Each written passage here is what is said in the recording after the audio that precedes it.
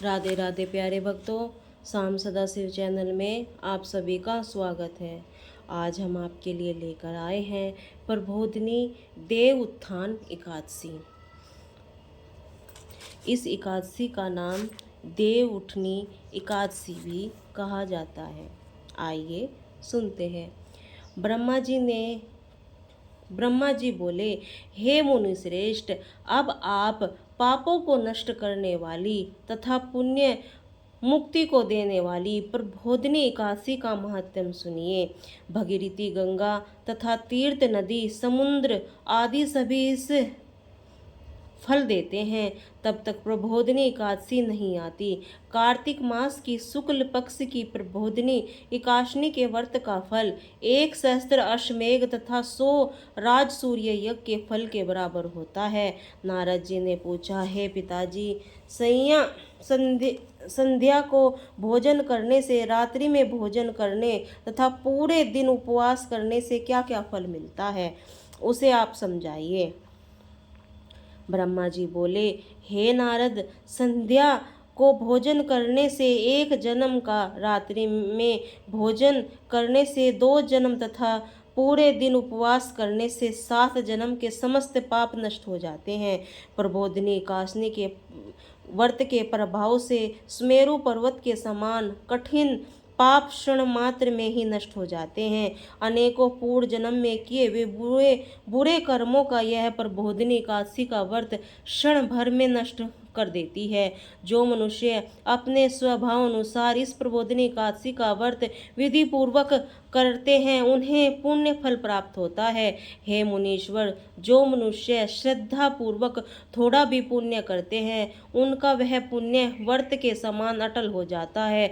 जो मनुष्य हृदय के अंदर ही ऐसा ध्यान करते हैं कि प्रबोधिनी एकादशी का व्रत करूंगा, उनके 100 जन्म के समस्त पाप नष्ट हो जाते हैं।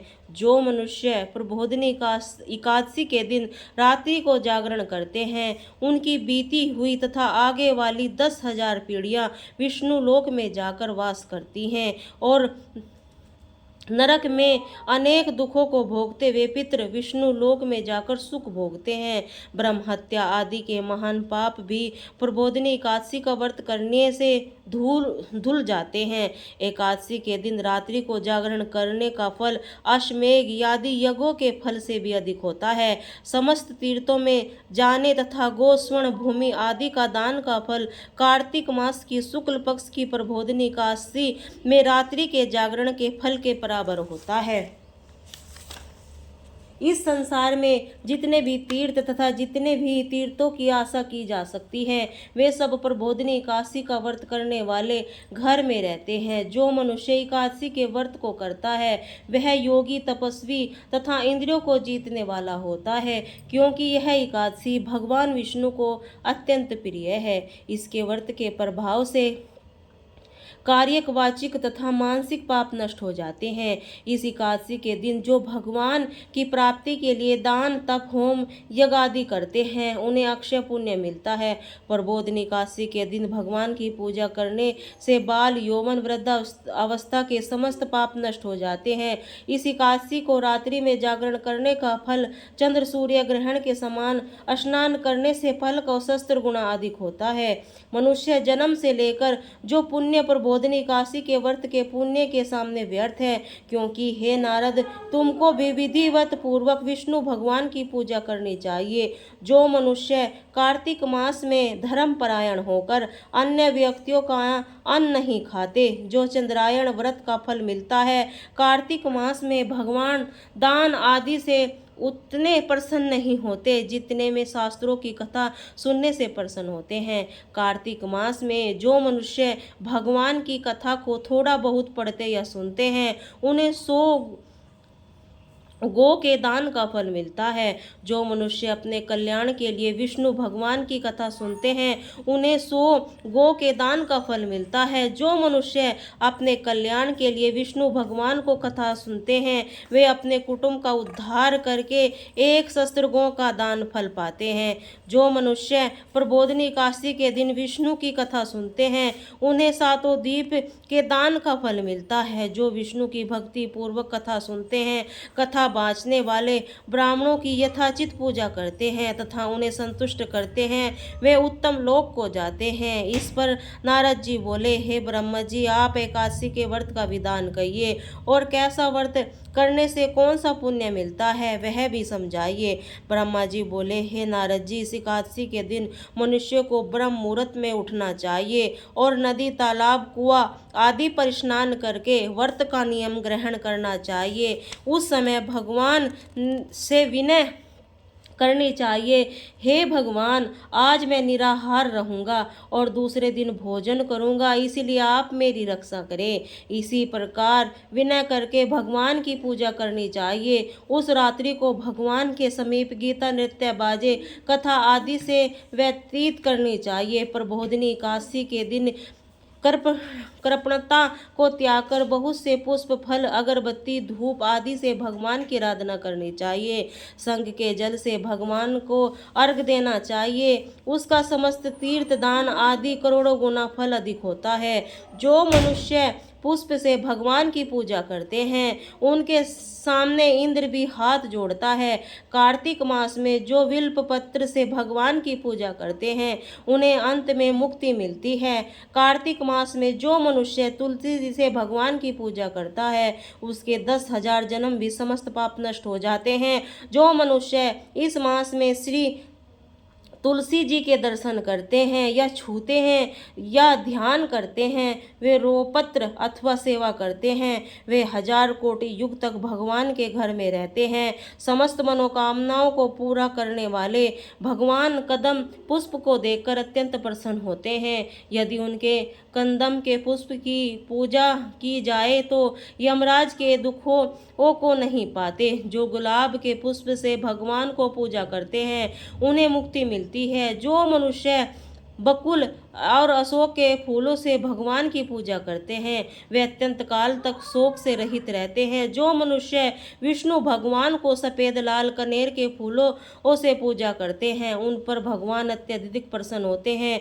जो मनुष्य विष्णु भगवान को दुर्वा दल से पूजा करते हैं, वे पूजा के फल से 100 गुना फल अधिक प्राप्त होते हैं। जो भगवान की समी पत्र से पूजा करते हैं, वे भयानक यमराज के मार्ग को सफलता से पार कर जाते हैं।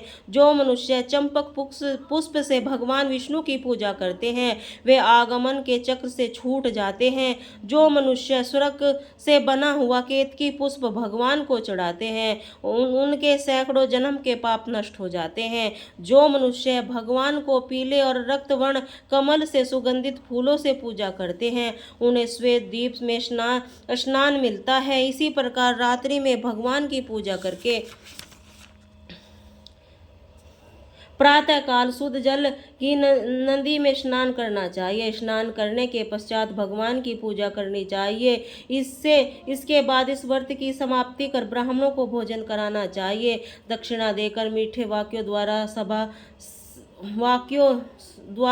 सभा करनी चाहिए। इसके उपरांत भोजन, गो आदि दक्षिणा से गुरु की पूजा करनी चाहिए। ब्राह्मणों को बहुत सी दक्षिणा देकर इस नियम को छोड़ना चाहिए। ब्राह्मणों तथा शक्ति दक्षिणा देनी चाहिए। जिस ब्राह्मणों को रात्रि में भोजन करावे, उसे स्वर्ण सहित बैल दान करना चाहिए। जो मनुष्य यात्रा स्नान करते हैं, उन्हें दही और शहद दान करना चाहिए। जो मनुष्य फल की आशा करते हैं, उन्हें फल का दान करना चाहिए।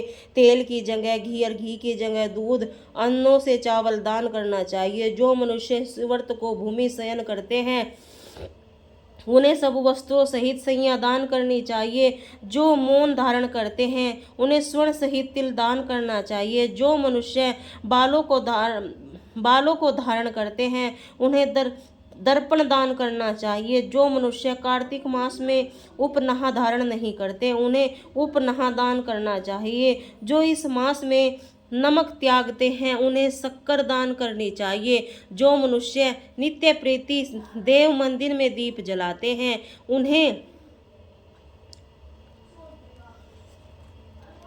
स्वर्ण या तांबे के दीपक को घी तथा बाती सहित दान देनी चाहिए। जो मनुष्य चातुर्मास व्रत में किसी वस्तु को त्याग देते हैं उन्हें उस दिन से पुण्य ग्रहण करनी चाहिए। जो मनुष्य प्रबोधिनी एकादशी के दिन विधि व्रत करके अत्यंत सुख मिलता है, अंत में वे स्वर्ग को जाते हैं। जो मनुष्य चतुर्मास्य व्रत को बिना किसी विघ्न से पूरा करते हैं उन्हें फिर दोबारा जन्म नहीं मिलता। जिन मनुष्य के व्रत खंडित हो जाता है वह नरक को जाते हैं। जो मनुष्य इस एकादशी महात्म्य को सुनता या पढ़ता है उसे अनेक गोदान का फल मिलता है।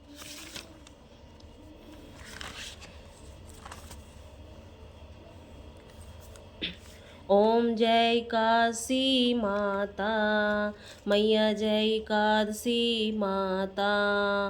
विष्णु पूजा व्रत को धारण कर सकती मुक्ति पाता। मैया जय काशी माता, तेरे नाम गिनाऊं देवी भक्ति प्रदान करनी। गण गौरव को देती माता शास्त्रों में वरनी। ओम जय काशी माता। माघ ऋषि में कृष्ण पकी की सफेला नाम की है। शुक्ल पक्ष में होए पुत्रा आनंद अधिक रहे। ओम जय काशी माता। नाम पटतिला माघे मास में कृष्ण पक्ष आवे। शुक्ल पक्ष में जया कहावे, विजय सदा पावे। ओम जय काशी माता। विजा फागुन कृष्ण पक्ष में शुक्ला आमली की। पाप मोचिनी कृष्ण पक्ष में चैत्र महाबली की। ओम जय काशी माता। चैत्र शुक्ल में नाम कामदा धन देने वाली। नाम वृथनी कृष्ण पक्ष में वैशाख महाबली। ओम जय काशी माता। शुक्ल पक्ष में होए मोहिनी अपरा ज्येष्ठ कृष्ण पक्षी। नाम निर्जला सब सुख करनी शुक्ल पक्ष रखी। ओम जय काशी माता। योगिन नामी आषाढ़ में जानो कृष्ण पक्ष वरिनी। देव शयनी नाम कहायो शुक्ल पक्ष धरनी। ओम जय काशी माता। कामिका श्रावण मास में आवे कृष्ण पक्ष कहिए। श्रावण शुक्ला होइए पुत्रा आनंद से रहिए। ओम जय काशी माता। अजा भाव पदे कृष्ण पक्ष की परिवर्तिनी शुक्ला। इंदिरा अश्विनी कृष्ण पक्ष में वर्त से भव सागर निकला। ओम जय काशी माता। पापा कुशा है शुक्ल पक्ष में पापे हरण हारी। रमा मास कार्तिक में आवे सुखदायक भारी। ओम जय काशी माता। देव ठयानी शुक्ल पक्ष की दुखी नाशकी मैया। लोंद मासी की करो विनती पाप करो नैया। ओम जय काशी माता। शुक्ल लोंद में होए पदिनी दुखी दारिद्र हरिनी।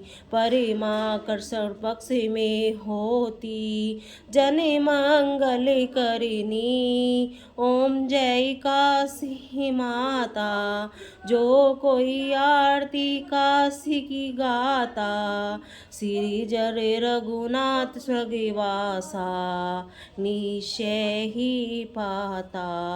ओम जय काशी माता। बोले काशी मैया की जय।